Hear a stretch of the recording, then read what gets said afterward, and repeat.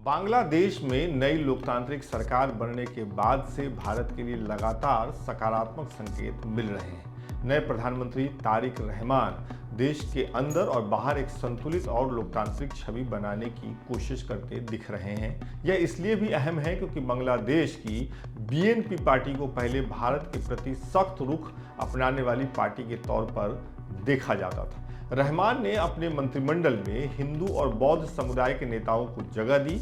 उन्होंने ये भी कहा सरकार बनने के बाद कि यहाँ हर धर्म के व्यक्ति के लिए जगह है। इससे एक बड़ा संदेश माना गया। ये जो नियुक्ति हुई बौद्ध धर्म और हिंदू धर्म के सांसद जो है जब मंत्री बनाए गए तो इसे एक बड़े संदेश के तौर पर देखा गया। अब एक और कदम उठाया गया है। दिल्ली स्थित बांग्लादेश हाई कमीशन ने भारतीय नागरिकों के लिए वीजा सेवाएं फिर से शुरू कर दी हैं। करीब 2 महीने पहले इन सेवाओं पर रोक लगा दिया गया था। इससे संकेत मिलता है कि उनकी पार्टी के लिए नई दिल्ली बहुत अहम है। शुरुआती स्तर पर दोनों देशों के रिश्तों की कड़वाहट कम करने की कोशिश होती दिख रही है। एक दिन पहले भारत के एक वरिष्ठ वाणिज्य दूतावास अधिकारी ने भी कहा था कि भारत जल्द ही बांग्लादेश में अपनी सभी वीजा सेवाएं बहाल करेगा। दिसंबर में दोनों देशों के रिश्तों में अचानक गिरावट आई थी। उस दौरान वीजा और काउंसलर सेवाएं रोक दी गई थीं।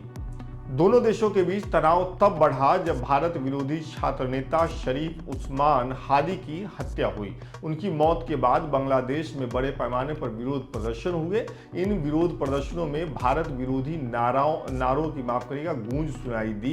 कई जगहों पर हिंदू समुदाय को निशाना बनाया गया। उनकी लिंचिंग हुई। लिंचिंग की घटनाएं सामने आई। इससे दोनों देशों के बीच कूटनीतिक तनाव और बढ़ गया, जो समय के साथ और बढ़ता चला गया। चुनाव के दौरान भी बांग्लादेश चुनाव के दौरान भी ये तनाव अपने चरम पर रहा। अब सरकार बनने के बाद हालात बदलते हुए नजर आ रहे हैं। ढाका की सत्ता से मोहम्मद यूनिस के हटने और तारिक रहमान के पद संभालने के बाद रिश्तों में सुधार के संकेत मिल रहे हैं। सूत्रों के अनुसार दिल्ली स्थित बांग्लादेश हाई कमीशन ने शुक्रवार सुबह से सभी काउंसलर सेवाएं दोबारा शुरू कर दी। भारतीय नागरिकों के लिए अब सभी श्रेणी की वीजा फिर से उपलब्ध हैं। दिसंबर में वीजा और वर्क वीजा पर रोक नहीं लगी थी, लेकिन मेडिकल और पर्यटन वीजा बंद कर दिए गए थे। अब मेडिकल, टूरिस्ट और बाकी सभी कैटेगरी बहाल कर दी गई है। उधर सिलहट में भारत के वरिष्ठ काउंसलर अधिकारी अनिरुद्ध दास ने बांग्लादेशी मीडिया से बात करते हुए कहा, उन्होंने कहा कि बांग्लादेशी नागरिकों के लिए भी भारत की सभी वीजा सेवाएं पूरी तरह शुरू होने की प्रक्रिया में हैं। ये प्रक्रिया चल रही है। फिलहाल मेडिकल और डबल एंट्री वीजा जारी किए जा रहे हैं। बाकी श्रेणियां भी जल्द शुरू होंगी। उन्होंने भरोसा दिलाया कि जल्द ही सभी प्रकार के वीजा सामान्य रूप से जारी होने लगेंगे। इस बीच मीडिया में यह चर्चा भी तेज हो गई कि प्रधानमंत्री तारिक रहमान अपनी पहली विदेश यात्रा भारत से शुरू कर सकते हैं। इसी हफ्ते लोकसभा अध्यक्ष ओम बिरला प्रधानमंत्री नरेंद्र मोदी की ओर से रहमान के शपथ ग्रहण समारोह में शामिल हुए थे। उन्होंने रहमान से मुलाकात की और प्रधानमंत्री नरेंद्र मोदी का पत्र उन्हें सौंपा था। साथ ही भारत आने का उन्होंने औपचारिक न्योता भी उन्हें दिया था।